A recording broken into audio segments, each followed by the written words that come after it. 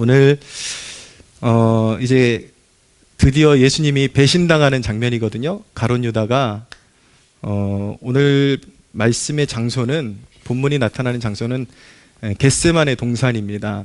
그래서 가룟 유다가 배신을 하고 군병들과 그 종교인들의 하수인들이 함께 찾아와서 이제 예수님을 체포하는 대목을 담고 있습니다.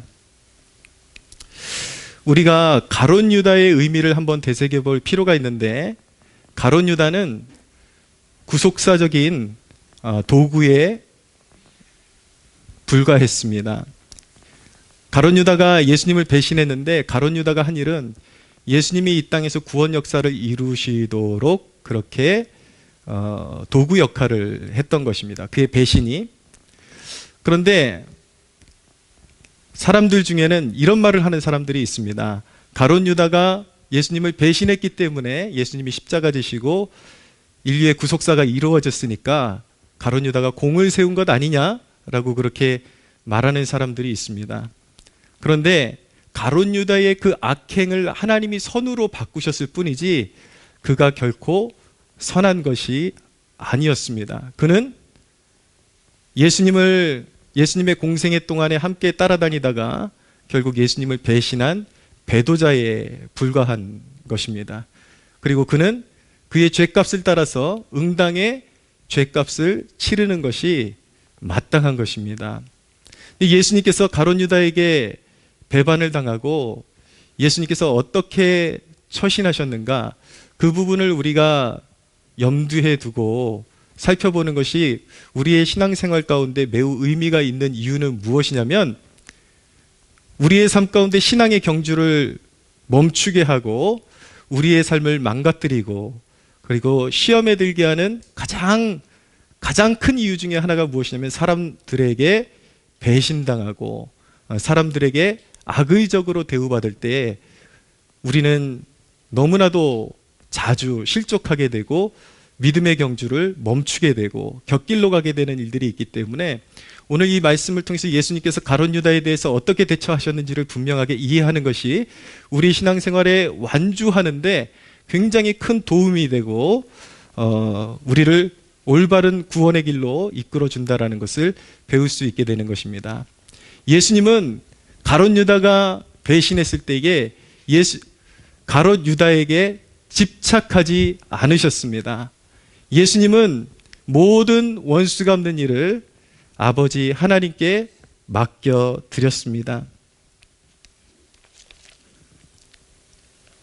시편 41편 9절에 보면은, 내가 신뢰하여 내 떡을 나눠 먹던 나의 친구들도, 가까운 친구도 나를 대적하여 그의 발꿈치를 들었나이다. 그러하오나 주 여호와여 내게 은혜를 베푸시고 나를 일으키사 내가 그들에게 보응하게 하소서. 이로써 내 원수가 나를 이기지 못하오니 주께서 나를 기뻐하시는 줄을 내가 알았나이다. 네. 여러분들이 다윗의 시편의 기사를 쭉 읽다 보면은 그것이 예수 그리스도의 예언적인 그런 메시지를 담고 있다라는 것을 알게 될 것입니다.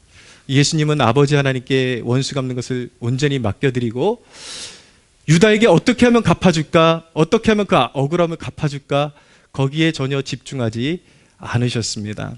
예수님은 온전히 하나님께서 이 땅에 보내신 그 뜻, 목적, 예수님을 이 땅에 보내신 그 목적 한 가지에 온전히 집중하면서 사셨습니다. 예수님께서 가룟 유다에게 복수를 하지 않으셔도, 저주를 쏟아붓지 않으셔도 가룟 유다는 자기의 죄값으로 말미암아 결국은 죄책감에 시달리다가 자살하게 되었고, 그의 영혼은 영원히 멸망하여 영원한 심판을 받게 된 것입니다. 예수님께서 가룟 유다에게 집착하지 않아도 가룟 유다는 자기의 죄값을 응당 받게 된 것입니다. 심판자는 하나님 한 분이십니다. 하나님이 우리의 모든 억울함을 심판해 주십니다. 할렐루야. 예수님은 그렇게 아버지께서 이 땅에 보내신 목적에 충실하게 사셨는데, 그것은 바로 제자들을 끝까지 보존하시고 그리고 십자가를 지시는 일이었습니다. 우리가 이 대목을 생각하면서 기억해야 되는 것, 우리의 삶의 현장, 현 주소를 점검해야 되는 것은 무엇이냐면, 우리가 지금 무엇을 위해서 살아가는 중인지, 무엇을 위해서 살아가는 중인지 점검하고 정의하지 않으면 우리의 삶은 소모되고 탕진될 수밖에 없게 되는 것입니다. 예수님이 만약에 그 구원의 사역에 초점을 맞추지 않고 주변에 자신을 해코지하는 그런 일들에, 주변부의 일들에 주님께서 매달려서 사셨다라면 인류의 구속 역사는 온전히 이루어지지 못했을 것입니다. 우리의 인생도 그래야 합니다. 예수님처럼 우리가 예수 믿고 나서 하나님께 부름받은 인생의 목적이 무엇인지, 우리가 그 목적을 향해서 잘 달려가고 있는지 매 순간마다 점검하지 않으면 불의한 인생, 그리고 길을 잃고 방황하는 인생이 될 수밖에 없는 것입니다. 소위 우리는 목적지향적인 삶을 살아가야 하는 것입니다. 우리의 삶의 목적은 무엇입니까? 하나님께서 우리를 부르실 때 우리를 선교지향적인 삶으로 부르셨음을 깨닫게 되기를 바랍니다. 영혼을 구원하고 예수 그리스도가 그러하셨던 것처럼 자기의 인생을 송두리째 바쳐서 영혼을 구원하는 일에, 하나님 나라를 확장시키는 일에 자신의 삶을 바치셨던 것처럼 우리의 삶의 목적도 분명한 목적을 가지고 거기에 이바지하는 인생이 되도록 나의 시간과 나의 지금 삶의 현주소가 그 영원한 목적에 맞춰져서 지금 걸어가고 있는지를 살펴야지, 물건 사러 가서 이걸 분명히 사러 갔는데 눈에 보이는 것마다 관심을 갖고 이것도 좋아 보이네, 저것도 좋아 보이네, 계속 딴짓하고 결국 내가 원하는 물건을, 원래 목적했던 물건을 사지 못한다면 안 되겠죠. 그러나 인생의 목적을 잃는 것은 그냥 단순히 물건을 사지 못하는 정도가 아니라 하나님의 그 선하신 목적 가운데 우리가 그 목적을 두고 살아가지 못하는 것은 우리의 삶을 낭비하게 되는 것이고, 결국 우리는 하나님 앞에 실패한 인생을 살아갈 수밖에 없게 되는 것입니다. 사랑하는 여러분, 오늘 이 말씀을 통해서 우리는 지금 정확하게 목적지에 다가가는 삶을 살고 있는지, 하나님께서 우리의 삶 가운데 부여하신 하나님의 뜻에 합당한 그러한 길 가운데 우리가 걸어가고 있는지를 살필 수 있게 되기를 바랍니다. 또 한 가지 생각해야 되는 것은 무엇이냐면, 가룟 유다가 주님께 그렇게 악의적으로 대했지만 그것은 결론적으로 꼴을 넣어준 격이 되어버렸다라는 것입니다. 가룟 유다는 악의로 대했지만, 가룟 유다는 예수님을 파멸시키기 위해서 팔아먹었지만, 은30에 팔아먹었지만, 여러분, 예수님이 이 땅에 오신 목적은 죄인들을 위한 희생 제물이 되기 위해서 이 땅에 오신 것입니다. 근데 예수님을 십자가에 팔아넘겼다라는 것은 정확하게 예수님께서 이 땅에 오신 목적을 성취하게끔 도와줬다라는 것입니다.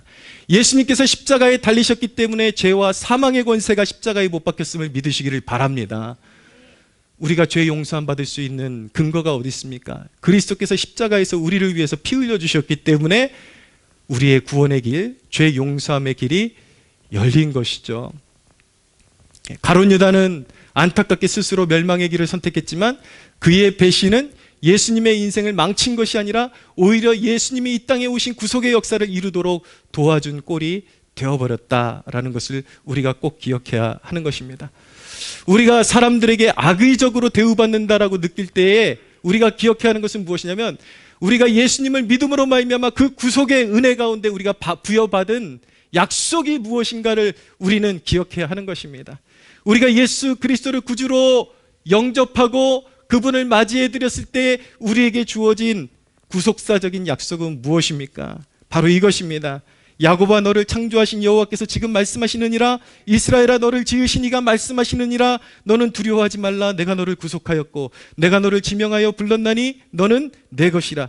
네가 물 가운데로 지날 때에 내가 너와 함께 할 것이라. 강을 건널 때에 물이 너를 침몰하지 못할 것이며 네가 불 가운데로 지날 때에도 타지도 아니할 것이요 불꽃이 너를 사르지도 못하리니 대전하는 여호와 내 하나님이요 이스라엘의 거룩한 이요 너의 구원자임이라. 할렐루야.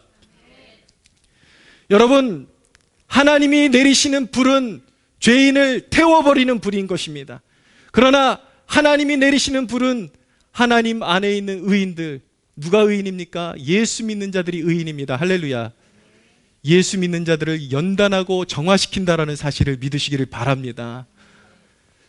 하나님이 내리시는 불은 하나님의 자녀들을 태우는 불이 아니에요. 하나님의 자녀들을 영화롭게 하고 연단해서 정금과 같이 빚어내는 불인 것입니다.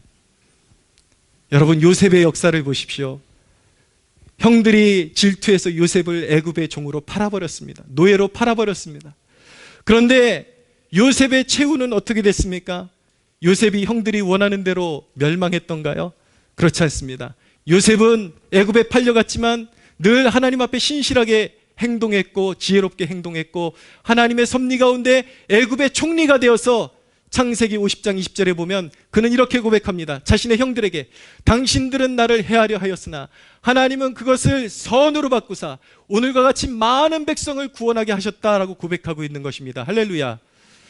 요셉의 삶 가운데 형들이 요셉을 죽이려고 했고 팔아넘겼지만 결국은 요셉이 형들이 원하는 대로 된 것이 아니라 하나님께서 그것을 선으로 바꾸사 하나님의 구속 역사를 이루는 데 요셉을 사용하시고 온 땅에 기근이 있을 때에 요셉을 들어 사용하셔서 온 땅 가운데 그 기근을 이길 수 있는 그런 구원자적인 사명을 감당할 수 있도록 요셉을 사용하셨다라는 것입니다. 여러분, 우리 인생에 누가 우리를 해코지 할 수 있습니까? 결코 우리를 해코지 할 수 있는 사람은 아무도 없습니다. 이 진리의 뿌리를 내리고 우리가 신앙생활할 때에 피해의식과 상처, 그런 아픔 가운데 우리가 거하지 않을 수 있음을 우리는 깨달아야만 하는 것입니다. 여러분, 우리가 절대 악에게 지지 않으리라는 것을 우리가 어떻게 할 수 있습니까? 예수 그리스도 안에 우리의 생명이 연합되어 있기 때문에. 여러분이 진정 예수 그리스도를 구주로 영접하셨습니까? 예수님이 여러분의 주이십니까? 그러면 믿으시기를 바랍니다. 여러분들의 생명이 예수 그리스도와 연합하여 예수 그리스도가 악에게 지지 않은 것처럼 여러분도 결코 악에게 지지 않을 것을 믿으시기를 바랍니다. 예수님을 영접한다라는 것은 예수님의 생명과 부활과 그리고 예수님의 승리를 내 삶 가운데 유치한다라는 뜻을 가지고 있는 것입니다. 부활하신 예수님을 내 삶 가운데 모시는 것은 예수님을 죽이려고 했고 예수님을 배신하고 예수님을 십자가에 몰아넣었지만 마귀와 세상이 예수님의 십자가를 통해서 오히려 패배하고 예수님의 부활의 영광으로 살아나신 것처럼 예수님과 그 생명이 연대한 하나님의 백성들은 그 예수님의 부활에 참여하여서 예수님의 승리에 참여하고 예수님의 완전한 승리에 참여하여 마침내 승리의 깃발을 울리는 주의 백성들이 되었음을 믿으시기를 바랍니다. 여러분, 어떻게 하면 악에게 지지 않을 수가 있습니까? 어떻게 하면 사람에게 이용당하지 않을 수가 있습니까? 내 스스로가 잔머리 쓰고 사람들 위에 올라서려고 하고 그런 식으로 해서 악에게 지지 않을 수 있는 것이 아닙니다. 사랑하는 여러분, 예수 그리스도의 그 부활의 생명이 우리 안에서 역사할 때 우리에게 역사하는 악을 하나님께서 선으로 바꾸사 하나님께서 우리로 하여금 살게 하시고 하나님께 영광 올려드리게 한다는 사실을 믿으시기를 바랍니다. 여러분, 아무리 몸부림쳐도 헤어나올 수 없는 그러한 역경이 있다면 누군가가 여러분들을 해코지하거나 단순히 사람의 문제가 아니에요.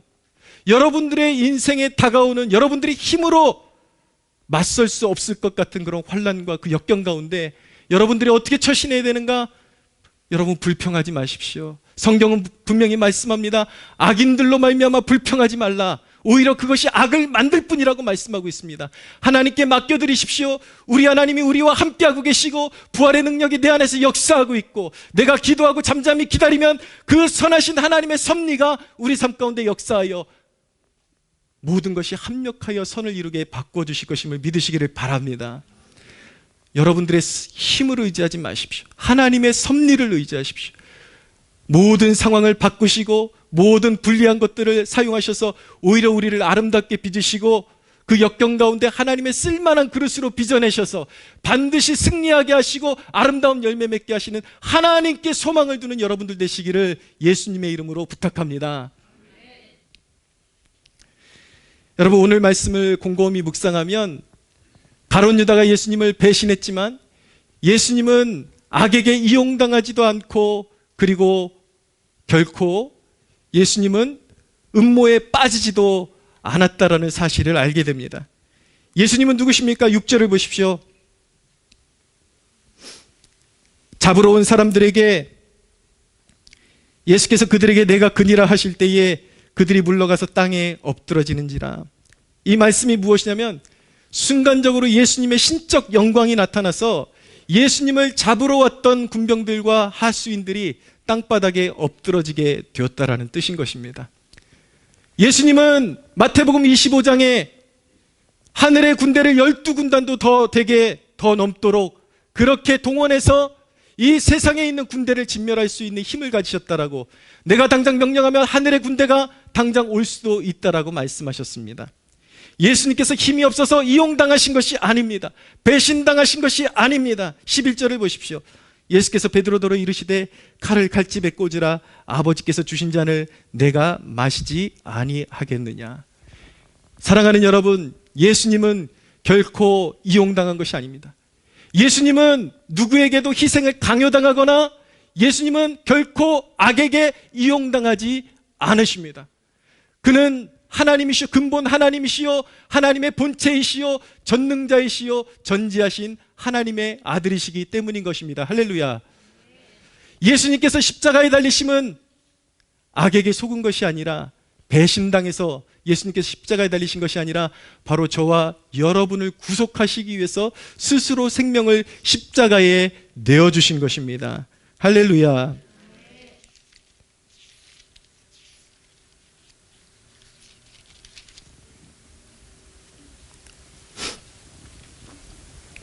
요한복음 10장 17절에서 보면 이렇게 말씀합니다. 내가 내 목숨을 버리는 것은 그것을 내가 다시 얻기 위함이니 이로 말미암아 아버지께서 나를 사랑하시느니라. 이를 내게서 빼앗는 자가 있는 것이 아니라 내가 스스로 버리노라. 나는 버릴 권세도 있고 다시 얻을 권세도 있으니 이 계명은 내 아버지에게서 받았노라 하시니라. 사랑하는 여러분, 예수님께서는 악에게 속은 것이 아닙니다. 예수님께서는 악에게 이용당하신 것이 아닙니다. 저와 여러분을 구속하시기 위해서 스스로 목숨을 내어주신 것입니다. 할렐루야. 여러분, 악에게 이용당하지 않는 길은 예수님의 생명과 연합하는 것입니다. 그분의 때를 참고 기다리는 것입니다. 여러분, 얼마나 불행하게 사는 사람들이 많은지요. 한평생 사람에게 당했다라는 그 상처를 안고 살면서 결국은 악의 그 쓴뿌리 때문에 열매 맺지 못하고 그 고통 가운데 살아가는 사람들이 얼마나 많은지요. 여러분, 오늘 이 말씀 앞에서 여러분들이 내려놓지 못하는 인생의 무거운 짐을 내려놓고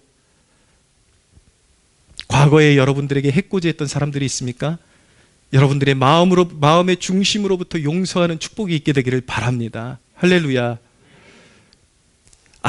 악을 품고 불행한 것은 내가 분명히 당하고 억울해서 악을 품기 시작했는데, 한을 품기 시작했는데 하나님 앞에서는 그것이 또 다른 악이 되어서, 하나님은 여러분들을 축복하기를 원하시고 여러분들을 싸매기를 원하시는데 그 상처를 스스로가 안고 살면서 여러분들 스스로를 망치는 가장 주된 요인이 무엇인지 아십니까? 물론 마귀의 권세가 여러분들을 해코지하는 것이지만 여러분들의 인생을 망치는 가장 주된 요인은 여러분들 자신이라는 사실을 아십니까? 상처에 얽매여 있는 자신, 계속해서 그 사람을 떠올리고 계속해서 그 상황을 떠올리고 여러분 씻어버려야 하는 것입니다. 오늘 성령님의 역사 가운데 여러분들의 마음 가운데 하나님의 만지시는 축복이 있게 되기를 바랍니다. 사람에 대한 아픔 씻어버리십시오. 고통을 씻어버리십시오. 하나님 앞에 살아가십시오. 오히려 여러분들 어떤 마음을 가지고 살아가야 합니까? 요셉이 형들에 대한 원한을 품고 살아가는 것이 아니라 나중에는 오히려 자신에게 해코지했던 사람들까지도 품고 이롭게 할 수 있었던 사람이 되었던 것처럼 여러분들의 마음의 품을 넓히고 여러분들의 인생이 여러분들에게 잘 대해줬던 사람들 뿐만 아니라 모든 사람들에게 유익이 되기를 그렇게 소원하고 하나님 앞에 여러분들의 삶을 올려드리는 복된 여러분들 되시기를 축복합니다. 11절을 보십시오. 10절 11절 같이 한번 읽어보겠습니다. 시작. 이에 시몬 베드로가 칼을 가졌는데 그것을 빼어 대제사장의 종을 쳐서 오른편 귀를 베어버리니 그 종의 이름은 말고라. 예수께서 베드로더러 이르시되 칼을 칼집에 꽂으라. 아버지께서 주신 잔을 내가 마시지 아니하겠느냐 하시니라. 베드로가 잡으러 왔던 사람 가운데 하나를 오른편 귀를 칼로 쳐서 떨어뜨렸습니다. 근데 예수님께서 그 광경을 보고 계시다가 칼을 도로 칼집에 꽂아 넣으라 라고 말씀해 주시고 그의 귀를 예수님께서는 다시 붙여주시고 치유해 주셨습니다. 여러분, 칼을 칼집에 꽂으라는 것, 이 대목을 우리가 잘 이해할 필요가 있는데 그것은 무엇을 말씀하는 것이냐면 국가적으로 한 국가가 무장을 하지 말아야 된다, 국방력을 기르지 말아야 된다, 이런 의미를 담고 있는 것이 아닙니다. 성경을 교묘하게 이용하는 세력들이 있는데 첫째는 공산주의자들이 그렇습니다. 무엇이냐면 초대교회의 성도들이 자신의 소유를 다 내어놓고 자발적으로 내어놓고 어려운 자들에게 나누어 주었다라는 이 구절을 이것이 바로 공산주의의 시초다 그러면서 있는 자들의 것을 빼앗아서 없는 자들에게 나누어 주는 것이다. 없는 자들에게 나누어 주기라도 하면 다행이죠. 공산주의가 서는 곳마다 무차별한 학살이 있고 인권의 유린이 있고 우리가 그런 역사를 수도 없이 봐왔습니다. 여러분, 그러나 그것은 이념에 사로잡힌 자들이 하나님의 말씀을 악의적으로 비슷하지만 왜곡한 것이죠. 하나님의 말씀은 부자들의 것을 억지로 빼앗아다가 나눠준 것이 아니라 성령 받은 사람이 자발적으로 자기의 소유를 내어놓고 가난한 자들에게 나누어 준 것입니다. 할렐루야. 국방도 그렇습니다. 오늘날 평화주의자들, 거짓된 평화주의자들은 이 말씀을 들이대면서 예수님께서 칼을 칼집에 꽂아 넣으라고 말씀하셨다. 그러면서 무장을 해제해야 된다. 평화적으로 가야 된다. 말은 그럴듯한 것 같죠? 그러나 여러분, 인류 역사 가운데 거짓된 평화가 존재하는 곳마다 오히려 극심한 환란과 전쟁이 있었다라는 사실을 알고 있습니까? 한때 영국이 독일의 히틀러와 평화협정을 맺었다가 히틀러라는 인물을 믿고 평화협정을 맺었다가 온 나라가 2차 대전으로 쑥대밭이 된 것입니다. 지금 칼자루를 들고 호시탐탐 악의를 가지고 침략하려고 하는 대적들이 바로 옆에 있는데 국방을 내려놓는다라는 것은 평화를 지향하는 것이 아니라 자살 행위와 마찬가지인 것입니다. 사랑하는 여러분, 이 세상에 악인들이 존재하고 악으로 총칼로 권력을 차지하고 사람들을 해코지하려는 그런 세력들이 존재하고 있는 한 국방은 든든히 해야 하는 것입니다. 그러나 여러분, 오늘 이 대목이 우리에게 말씀하는 것은 무엇이냐면 예수님께서 우리에게 말씀하시는 것은 철저하게 복음의 원리가 무엇이냐를 우리에게 말씀하고 있는 것입니다. 어떻게 영혼 구원을 이루어갈 것이냐, 성경 전체의 말씀은 어떻게 영혼을 구원하고 잃어버린 백성들을 주께로 인도할 것인가, 거기에 포커스가 있다는 사실을 꼭 기억하셔야 하는 겁니다. 여러분, 어떻게 영혼들을 구원할 수 있습니까? 총칼로 결코 영혼들을 설득할 수 없고 구원할 수 없습니다. 칼로 권력을 차지하고 칼로 짓누른 악인들은 반드시 칼로 망하게 되어 있는 것입니다. 오늘날 저 아프가니스탄의 탈레반이 총칼로 약한 사람들을 짓누르고 있고, 여러분, 반드시 하나님의 심판이 임할 줄로 믿습니다. 저 북녘 땅의 김정은 저 정권 70년 동안 우리 동포들을 종살이시키고 있는 저 권력도 반드시 하나님의 심판이 이루어질 줄로 믿습니다. 할렐루야. 하나님의 공의는 정의롭습니다. 공의롭습니다. 반드시 악인들은 망하게 되어 있습니다. 그러나 여러분, 우리의 존재의 목적은 무엇입니까? 교회의 존재의 목적은 무엇입니까? 그것은 영혼을 구원하기 위해서 우리가 여기에 존재하고 있는 것입니다. 영혼을 구원하는 일은 어떻게 되는 것입니까? 힘으로 되는 것이 아니라, 권력으로 되는 것이 아니라, 예수님께서 자기 자신의 십자가에 우리를 위해서 내어주셨듯이 한 영혼을 품고 인내하고 그를 위해서 중보하고 사랑으로 행할 때에 이 세상에서 방황하던 영혼의 마음이 녹아지고 주께로 돌아오는 역사들이 일어날 줄로 믿으시기 바랍니다. 말씀드렸던 것처럼 이번 성탄절 예배 때에 우리가 정말 한 해에 얼마만큼 너희는 가서 제자 삼으라는 주님의 말씀을 받들고 순종했는지 우리가 다시 돌이켜보면서 우리는 회개하는 마음으로 전도해야 됩니다. 하나님께서 나를 구속하시고 나를 사랑하신다라고 말하지만 또 내가 하나님의 구원 사명을 위해서 존재한다라고 우리는 습관적으로 말하지만 우리는 늘 바쁘다라는 핑계로, 그리고 내 일이 너무나도 벅차다라는 핑계로 단 한 번도 제대로 한 영혼을 주께로 인도한 적이 없다라면 그것은 우리는 지상의 사명을 망각하고 있는 것이고 우리는 올바로 주님께서 우리를 부르신 뜻대로 살지 못하고 있는 현실이라는 것을 꼭 기억하면서 회개의 마음으로 기도하면서 귀한 영혼들을 품고 주께로 인도해야 할 줄로 믿으시기를 바랍니다. 지금도 품고 중보하십시오. 그리고 여러분들이 주께로 인도하기를 원하는 사람들에게 항상 선을 베풀고 사랑을 실천하십시오. 그들의 마음이 녹아지고 여러분들을 통해서 주님의 사랑을 느낄 수 있도록 그렇게 헌신하고 수고하는 여러분들 되시기를 예수님의 이름으로 축복합니다. 말씀을 정리합니다. 여러분, 우리가 패배감, 실패감, 그런 좌절감에 억눌려 살아가는 이유가 무엇입니까? 그것은 아직도 주님의 십자가 앞에 나의 계획과 나의 뜻을 내려놓지 못했기 때문에, 내 삶 가운데 내가 원하는 것들을 얻지 못했기 때문에, 아직도 내가 주장하는 것, 하나님의 의중, 하나님의 뜻이 무엇인지는 묻지 않고 내가 당하는 억울한 일 때문에 결국은 그것을 내려놓지 못해서 상처받고 스스로가 아픔을 마음속에 가지고 살아가는 것입니다. 사랑하는 여러분, 사람에게 환난 받는 것도요, 알고 보면 자기의 완고함 때문에 받는 경우가 훨씬 많다라는 것을 기억해 둘 필요가 있습니다. 우리가 온전하다고 생각하는데 우리 마음에 숨어있는 완고함이라는 것이 있거든요. 어떤 질서에 순종하지 못하는 것, 어디 공동체에 가도 권위에 순종하지 못하는 것, 상사에게 순종하지 못하는 것, 그런 완고함이 내 안에 숨어 있는데 하나님께서 사람을 통한 연단을 통해서 그 완고함을 드러내시는 것입니다. 하나님께서 쓰시기에 합당한 그릇으로 만드시기 위해서. 그래서 여러분, 무조건 억울하다고만 하면 안 되고 내 안에 버려야 될 완고함은 무엇인가?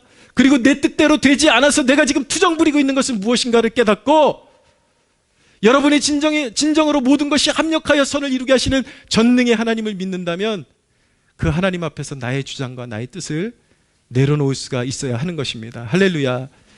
사랑하는 여러분, 주 예수를 믿으십시오. 할렐루야. 예, 이미 믿는데요? 아니요.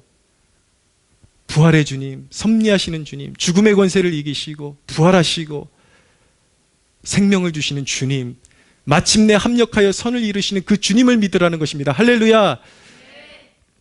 오늘 이 예배의 끝자락에 여러분들의 마음에 오늘 가지고 나온 모든 마음의 무거운 짐과 사슬들이 끊어지고 사람으로부터 자유로워지고 여러분들을 얽매고 있는 환경으로부터 자유로워지고 우리를 구속하시고 부르신 하나님께 온전한 영광 올려드릴 수 있는 여러분들 되시기를 예수님의 이름으로 축복합니다. 하나님께 영광의 박수 올려드리겠습니다.